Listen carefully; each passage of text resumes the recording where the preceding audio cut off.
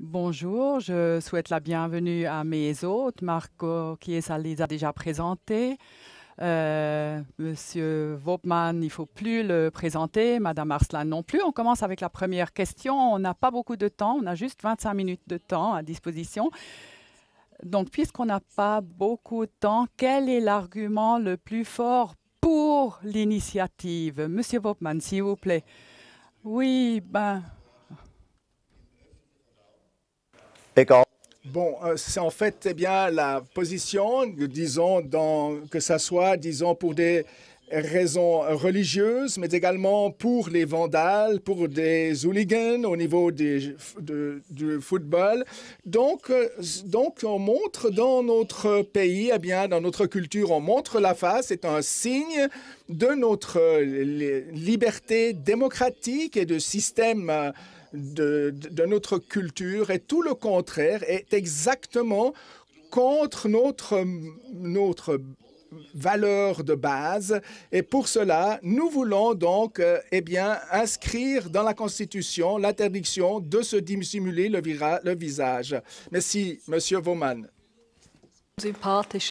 Madame Arslan, dissimuler le visage, c'est quelque chose qui nous fait peur, soit au niveau de hooligans ou de femmes. Pourquoi est-ce que vous combattez cette initiative?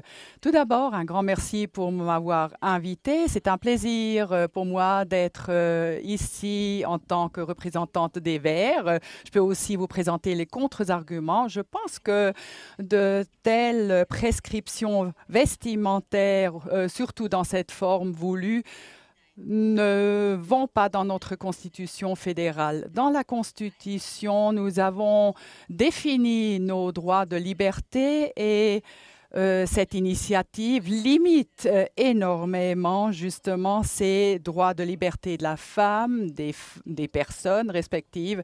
Et donc, la personne ne peut pas déterminer elle-même comment elle aimerait vivre sa religion. Et d'un autre côté, je pense qu'il faut faire beaucoup, en fait, pour les femmes, pour les droits des femmes. Et je suis content que mon collègue Walter Vopman s'engage aussi, mais l'initiative va très loin. Elle n'apporte rien à ces femmes qui sont peut-être oppressées, qui doivent porter le niqab ou la burqa. Il y a des femmes qui sont oppressées, oui, mais on vit dans une société libérale et il faut avoir de la place pour voir aussi des images un peu désagréables. Il faut pouvoir vivre avec et il faut être tolérant. Merci beaucoup. Die Frauen ja nun freiwillig in Burkas und Niqabs herumspazieren. Donc, effectivement, dans cette initiative, vous auriez aussi dû vous concentrer sur les hooligans. Je suis surpris, Madame Aslan, lorsque vous dites bien les femmes le font volontairement. Est-ce qu'ils le font vraiment? Aucune femme, disons, le ferait, disons, sous la pression, sans quoi elle aura un problème à la maison. Voilà, disons, c'est le premier point. Le deuxième point que j'aimerais mentionner, semble-t-il, vous êtes également pour de couvrir les femmes, de couvrir le visage. Eh bien, cela enlève la personnalité à ces femmes. On ne sait pas avec qui on parle. Ça peut être également peut-être un homme avec une voix élevée ou ça peut être une femme quelconque. Donc, c'est incroyable de représenter cela sur le terme liberté. C'est incroyable et c'est quelque chose que j'ai jamais entendu comme contre-argument. Et ça, d'une femme, disons, de la gauche, vous devrez vous battre avec nous contre, en fait, eh bien, c'est que ces femmes soient mises sur le joug pour disons, c'est couvert le virage pour des raisons religieuses. C'est également, eh bien, un symbole pour l'islam politique qui a, eh bien, un système de valeurs totalement différent du nôtre. Des valeurs culturelles différentes. Et vous le savez exactement qu'il ne s'agit pas seulement eh bien, d'un bout de tissu, mais disons qui dit quelque chose que nous ne devons pas tout voir dans notre pays, qui vont contre nos valeurs fondamentales. Et d'autres pays ont introduit, également des pays musulmans qui ont déjà interdit le port en définitive de la burqa pour des raisons de sécurité. Donc finalement, on constate la situation, la France a commencé parce que cela n'était insupportable. Ils sont beaucoup plus loin, disons, avec l'islam politique que nous le sommes. Et ils ont actuellement, par exemple, eh bien, un code de valeurs auquel les musulmans doivent signer. Les 3 associations musulmanes en France s'y opposent, cela dire que ces personnes veulent un autre système contre la Constitution française. Et la semaine passée, un instant, une petite pause. Donc, dans l'Union européenne, nous avons exactement la même discussion. Il s'agit, c'est midi moins 5, disons, de s'opposer à l'islamiste politique. Et disons, lorsque nous ne sommes pas aussi loin en Suisse, eh bien, que nous n'avions pas de telles situations, je dois dire, eh bien, il faut faire attention. C'était beaucoup d'arguments. Maintenant, on va faire un peu le triage. L'argument numéro 1, c'est le symbole de l'islam politique. Comment est-ce qu'une femme de gauche émancipée, comment ça peut être un symbole? Je ne suis pas pour les symboles concernant l'islam. Non, j'essaye de défendre nos droits de liberté en Suisse. Et je dis que la liberté de religion est très importante et que chacun et chacune peut décider comment elle veut vivre sa vie. C'est aussi une situation difficile pour moi parce que j'aimerais aussi que ces femmes ne doivent pas être oppressées, qu'elles puissent se défendre elles-mêmes. Et j'espère, Monsieur Hobman, si vous vous engagez pour ces femmes, essayez de les renforcer, essayez de faire de sorte que ces femmes ne soient plus oppressées, mais vous aimeriez que ces femmes soient sauvées pratiquement. Je ne sais pas si ces femmes se laissent oppresser par leurs époux, ou c'est peut-être maintenant des héros qui disent on fait quelque chose de bien pour les femmes. Moi, je viens d'un pays, donc je connais un peu la situation dans ces pays-là.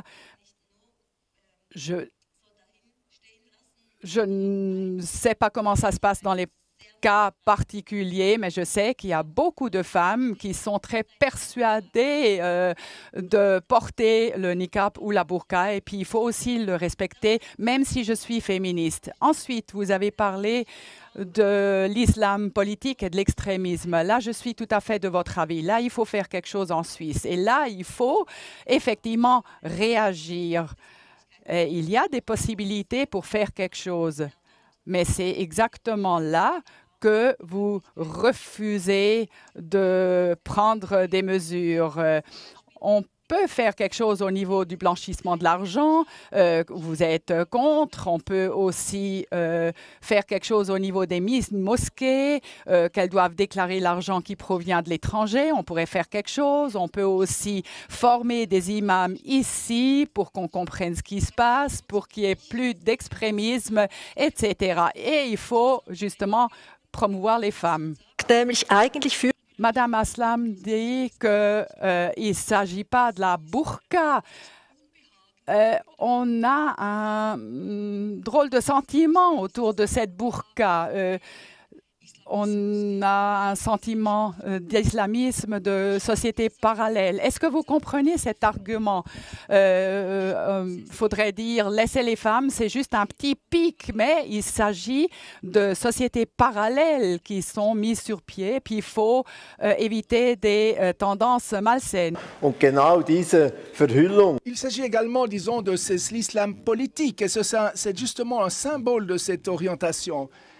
Donc, simplement, disons, se dissimuler le visage. Comme les minarets ne se sont pas mentionnés, disons, dans le Coran. lors de la création de l'islam, c'est quelque chose qui n'existait pas. C'est venu plus tard, lorsque l'islam est devenu de plus en plus politique. Également, disons, dans des discussions extrémistes dans plusieurs pays, où simplement l'islam gère en fait toute la politique et la culture. En ce qui concerne la liberté de religion, ça n'a rien à voir, parce que c'est là, dans le Coran, cela n'est pas du tout mentionné. Et pour cela, également, ce qui concerne la Cour européenne des droits de l'homme a dit en définitive qu'en France, pour ces raisons, eh bien, les Tessinois, les initiatives tessinoises, donc c'est entre autres qui est formulée pratique très similaire à notre initiative nationale sur laquelle nous allons voter, et cela doit être discuté par le Parlement et par le Conseil fédéral, et c'est tout en fait en ligne avec notre Constitution, avec notre liberté religieuse. Ça, c'est très clair. Et je dois encore rajouter quelque chose en ce qui concerne, des interventions, qu'on doit utiliser d'autres moyens. Oui, bien sûr, je suis tout à fait d'accord. Moi-même, j'ai déjà fait beaucoup d'interventions dans ce sens. La surveillance des mosquées, disons également ce qui concerne le financement de l'étranger, de pays musulmans ou contre des djihadistes que nous aimerions qu'ils reviennent en Suisse. Tout cela, je l'ai déjà fait au Parlement. Et vous, votre côté, vous avez toujours refusé ce point. Donc, vous n'êtes pas... On ne peut pas vous faire comme... Est-ce que vous êtes... Donc, j'aimerais réagir très clairement là-dessus. Ce que vous avez proposé, c'est aussi quelque chose qui a été désigné de la part du Conseil fédéral. Si vous faites des propositions, je suis d'accord de les soutenir si ce n'est pas discriminatoire ou raciste. Donc, je dirais aussi que le Conseil fédéral a recommandé de dire non à vos interventions parce que ça va trop loin. Et le Conseil fédéral nous a bien montré qu'on a un plan d'action, on va aller de l'avant. Et puis, le secret service peut aussi intervenir très rapidement. Malgré tout, c'est un fait que les gens ici sont contre ces mesures de participation et il y a des sociétés parallèles qui se forment. Vous êtes responsable, vous ne faites pas le nécessaire et maintenant vous aimeriez remettre la responsabilité sur les femmes. Là, on dit non, Monsieur Bobman, ça va pas. Vous dépassez clairement les frontières dans un pays comme le nôtre. On ne peut pas résoudre le problème si on dit que les femmes doivent dissimuler, ne peuvent plus dissimuler le visage. Si on veut l'égalité, la protection des femmes, si on veut s'engager et faire quelque chose de positif, alors je vous demande combien d'interventions avez-vous déjà faites ou soutenues jusqu'ici aussi pour soutenir les victimes et d'autres femmes? Attendez, s'il vous plaît, les prochaines personnes qui parlent. Madame Arslan a dit, il ne s'agit pas de l'aspect politique de l'islam, il s'agit non plus de la libération de la femme, il s'agit plutôt de l'islam en général. On se sent mal à l'aise vis-à-vis de l'islam, surtout de l'islam en Suisse. Qu'est-ce que vous dites? Ça divise la société. Je peux encore le répéter, il s'agit de l'islam politique. Et c'est ici un système de valeurs complètement différent. Et ça n'a rien à faire dans notre pays.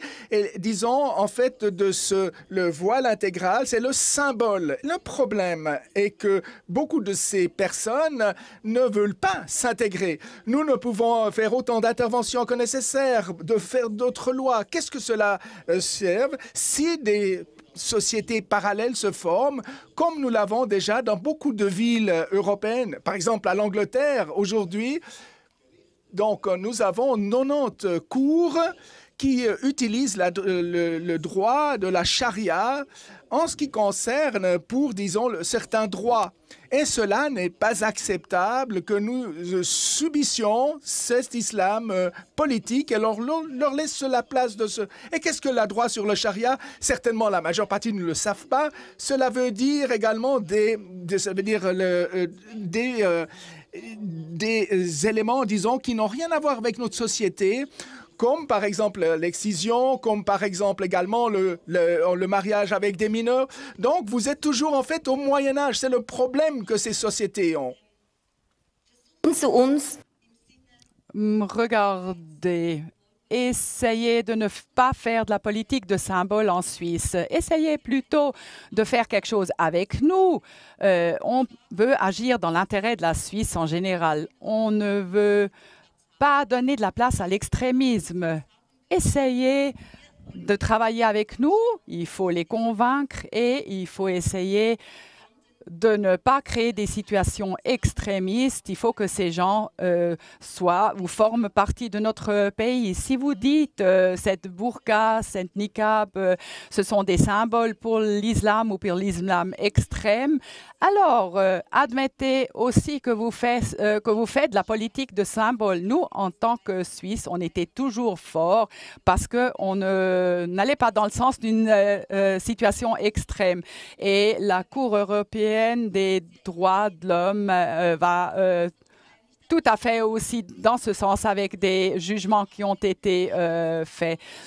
Nous, je pense, nous défendons nos valeurs de la liberté qui sont ancrées dans la Constitution. Et je serai la première à soutenir cette initiative parce que je suis représentante des Verts, je suis féministe, mais on ne va pas résoudre le problème avec cette initiative. On va diviser les fronts. Nous avons encore 3 minutes de temps pour une dernière question.